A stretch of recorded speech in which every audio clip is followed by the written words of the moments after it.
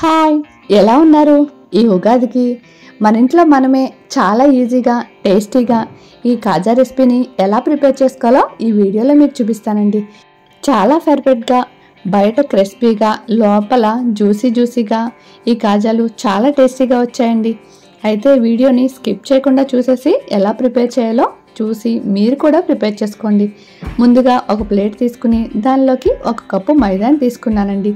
ఇదే ప్లేస్లో మీరు గోధుమ పిండి అయినా తీసుకోవచ్చు. మైదాతో చేసుకుంటే అచ్చం స్వీట్ షాప్లా చాలా టేస్టీగా ఉంటాయండి. దీనిలోకి కొద్దిగా సాల్ట్ యాడ్ చేసుకుని అలాగే 3 టేబుల్ స్పూను నెయ్యిని యాడ్ చేసుకోండి.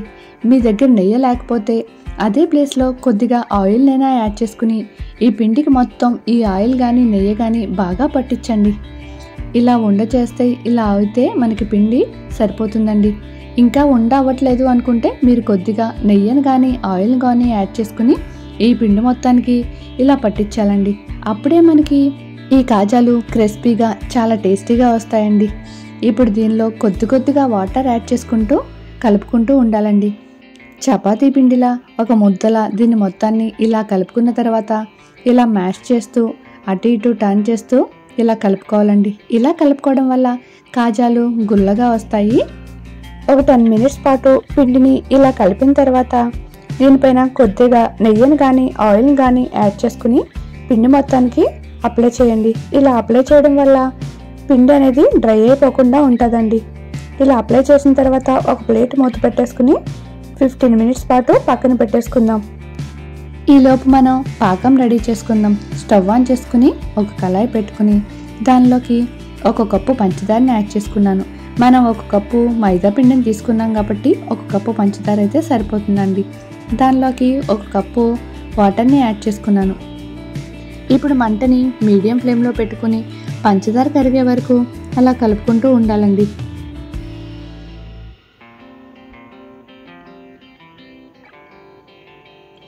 కాజాలకి పాకమేమీ రానవసరం లేదండి. గులాబ్ జాముల కన్నా కాస్త తిక్కుగా వస్తే సరిపోతుంది. ఇలా 2 ఫింగర్స్ మధ్యన పెట్టుకుంటే కాస్త తిక్కుగా అనిపిస్తే స్టవ్ ఆఫ్ చేసేసుకోవచ్చండి. ఇలా స్టవ్ ఆఫ్ చేసేసుకున్న తర్వాత ఈ పాకం క్రిస్టలైజ్ అవ్వకుండా అంటే గట్టి పడకుండా ఉండాలంటే కొద్దిగా నిమ్మరసాన్ని యాడ్ చేసుకుని బాగా కలిపేసుకోండి. ఇలా కలుపుకోవడం వల్ల కాజాలు మనకి జ్యూసీగా చాలా టేస్టీగా ఉంటాయండి. లేదంటే పంచదార గట్టిపడిపోతుంది. ఇప్పుడు 15 మినిట్స్ తర్వాత ఈ పిండిని తీసుకుని మరొకసారి బాగా కలుపుకోండి. ఇలా కలుపుకున్న పిండిలోంచి కొద్దిగా పిండిని తీసుకుని ఉండల్లా చేసుకుని సెపరేట్ చేసేసుకుని పక్కన పెట్టుకోవాలండి. మీరు పిండి అంతా ఒకేసారి చేసేసుకున్నా పర్లేదు, బట్ ఇలా చిన్నగా ఉండలు చేసుకుంటే ఈజీగా అయిపోతుందండి. ఇప్పుడు వీటిని పల్చగా చపాతీలా చేయడం కోసం నేను కొద్దిగా బియ్యపిండిని యాడ్ చేసుకుని చేస్తున్నానండి. మైదాతో కాకుండా ఇలా బియ్యపిండితో కానీ కార్న్ఫ్లోర్తో కానీ ఇలా చపాతీలా చేసుకుంటే కాజాలు మనకి పొరలుగా వస్తాయండి. మధ్యలో కొద్దిగా పిండి అప్లై చేసుకుంటూ ఇలా రౌండ్గా ఈ పిండినంతా ఇలా అప్పడల్లా ప్రిపేర్ చేసుకోండి. పెద్ద సైజు ఉండని తీసుకుంటే పెద్దగా ఒక అప్పడంలా అయినా చేసుకోవచ్చు. లేదు అంటే ఇలా చపాతీలాగా రెండు వేసుకుని అలాగైనా ప్రిపేర్ చేసుకోవచ్చండి. ఇప్పుడు నేను 2 ఉండల్ని ఇలాగా చపాతీలా చేసుకుని ప్రిపేర్ చేసి ఉంచుకున్నాను. ఇప్పుడు ఒక చపాతీ మీద ఇలా కొద్దిగా ఆయిల్ వేయండి. మరీ ఎక్కువ అవసరం లేదు. ఈ చపాతీ అంతా పట్టే వరకు ఆయిల్ వేసి ఇలా స్ప్రెడ్ చేసిన తర్వాత కొద్దిగా కార్న్ఫ్లోర్ని కానీ బియ్యం పిండిని కానీ ఇలా చపాతీ అంతా ఈ పిండిని ఇలా స్ప్రెడ్ చేసేయండి. ఇప్పుడు మనం ముందుగా ఇంకో చపాతీ కూడా ప్రిపేర్ చేసి ఉంచుకున్నాం కదా, దాన్ని తీసుకొచ్చి ఈ చపాతీ పైన వేసేసేయండి. ఇలా పొరలు ముడిచిపోకుండా జాగ్రత్తగా ఈక్వల్గా అలా అయ్యే వరకు దానిపైన యాడ్ చేసేసిన తర్వాత మళ్ళీ దీనిపైన కూడా కొద్దిగా ఆయిల్ యాడ్ చేసుకుని మళ్ళీ పొడిపిండిని యాడ్ చేసుకోండి. ఇప్పుడు ఈ రెండింటిని చివరి ఎడ్జెస్ని ఇలా ఫోల్డ్ చేస్తూ సన్నగా ఒక రోల్లా చేయాలండి.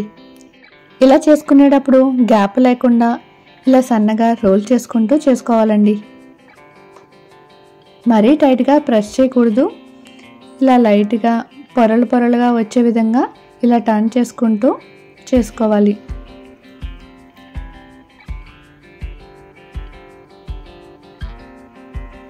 ఇలా చేసుకున్న తర్వాత చివరి ఎడ్జెస్ని కొద్దిగా ఆయిల్ కానీ వాటర్ కానీ యాడ్ చేసుకుని ఇలా ప్రెస్ చేసేసుకుంటే ఈ రోల్లో ఆ చివరి ఎడ్జెస్ కూడా కలిసిపోతాయండి. ఇప్పుడు మనం చాక్తో రెండు సైడ్లో ఉన్న ఎడ్జెస్ని కట్ చేసేసుకుని వీటిని 1 ఇంచులో ఇలా ముక్కలుగా కట్ చేసుకోవాలండి. మనకు కాజాలు పెద్ద సైజులో రావాలి అనుకుంటే మనం చేసుకునే ఈ రోలు ఇంకా లావుగా ఇంకా పెద్దగా చపాతీ చేసుకుని ఇలా చేసుకుంటే కాజాలు ఇంకా పెద్ద సైజులో వస్తాయండి. నేను మీడియం సైజులో చేస్తున్నాను. ఇలా కట్ చేసుకున్న ముక్కల్ని ఒక్కొక్కటి తీసుకుని ఒక ఫింగర్తో జస్ట్ ఇలా ఒకసారి ప్రెస్ చేసి ఇలా లైట్గా చపాతీ కర్రతో పొడవుగా చేసేసుకోండి. మరీ ఎక్కువ ప్రెస్ చేశారంటే మనకి కాజా లోపల ఉన్న పొరలన్నీ అతుక్కుపోయి కాజాలు లోపల గట్టిగా అయిపోతాయండి. ఇలా లైట్గా ప్రెస్ చేసుకుని అన్నీ ప్రిపేర్ చేసి పక్కన ఉంచేసుకొని ఇప్పుడు స్టవ్ ఆన్ చేసుకుని కళాయి పెట్టుకుని దానిలో డీప్ ఫ్రైకి సరిపడా ఆయిల్ యాడ్ చేసుకోండి. ఆయిల్ మరీ హీట్ అవసరం లేదు. ఆయిల్ కొద్దిగా హీట్ అయిన తర్వాత మనం ప్రిపేర్ చేసి ఉంచుకున్న ఈ కాజాల్ని ఈ కళాయికి సరిపడేటట్టు యాడ్ చేసుకుని మంటని లో ఫ్లేమ్లో ఉంచేసుకోండి. ఈ కాజాలన్నీ ఆయిల్ నుంచి పైకి అలా సెపరేట్ అవుతూ వచ్చిన తర్వాత మంటని మీడియం ఫ్లేమ్లోకి టర్న్ చేసుకుని ఇప్పుడు కాజాలు ఒక్కొక్కటిని అటు ఇటు టర్న్ చేసుకుంటూ బాగా ఫ్రై చేసుకోవాలండి.